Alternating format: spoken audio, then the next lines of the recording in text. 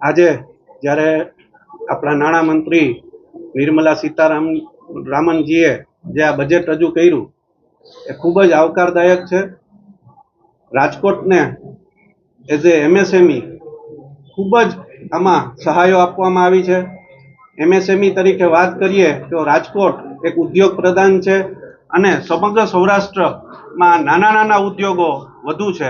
તો આ નાના ઉદ્યોગોને જે 10 કરોડ 5 કરોડ અને 3 કરોડની જે સહાય આપવામાં આવેલી છે તે ખરેખર આપણા ઉદ્યોગોને બુસ્ટિંગ મળશે અને 25% પણ વધારે ઉદ્યોગોને આમાં ફાયદો થવાનો છે.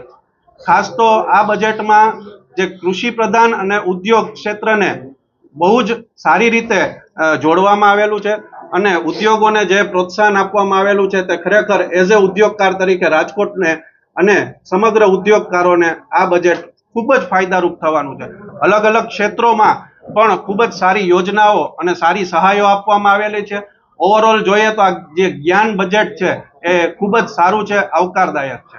જી, આજરોજ જે નિર્મલા સીતારામનજીએ બજેટ રજૂ કરેલ છે એ ઓલ ઓવર આપણે કહીએ તો સારું કહી શકાય.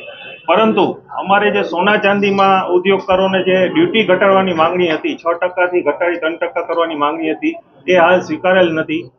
ગત બજેટમાં એ ડ્યુટી ઘટાડી 6% જેવો ઘટાડો કરવામાં આવેલ હતો, તેમાં વધારો પણ કરવામાં નથી આવેલ. એઝ ઇટ ઇઝ અમારા સોના ચાંદીના ઉદ્યોગકારોમાં અત્યારે હાલ પૂરતું આ બજેટમાં કોઈ જોગવાઈ આપવામાં આવેલ નથી.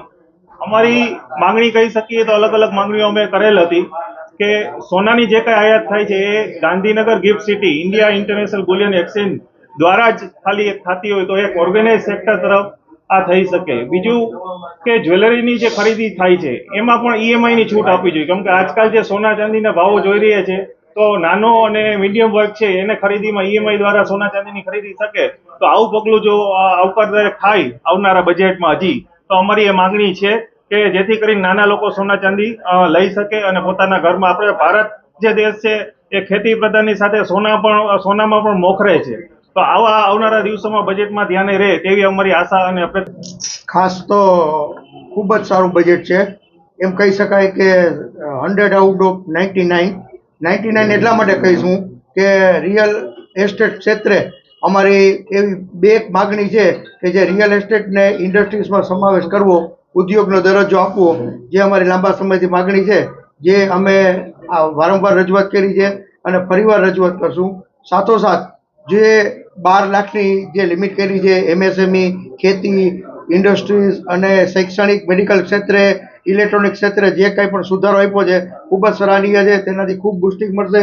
પણ છેલ્લા 1-1.5 વર્ષથી રિયલ એસ્ટેટ જે રીતે ક્રાઇસિસમાંથી પીડાઈ રહ્યો છે એમાંથી બહાર કાઢવા માટે થઈ અને આપ લોકોના માધ્યમથી હું સરકારશ્રીને એટલું કહેવા માંગીશ કે રિયલ એસ્ટેટ ક્ષેત્રમાં જે 2-3 વર્ષ પહેલાં હોમ લોનમાં વ્યાજમાં જે સબસિડી અને છૂટ અપાતી હતી એ જ જો છૂટ આપી શકાય તો રિયલ એસ્ટેટ ક્ષેત્રને બૂસ્ટ મળશે.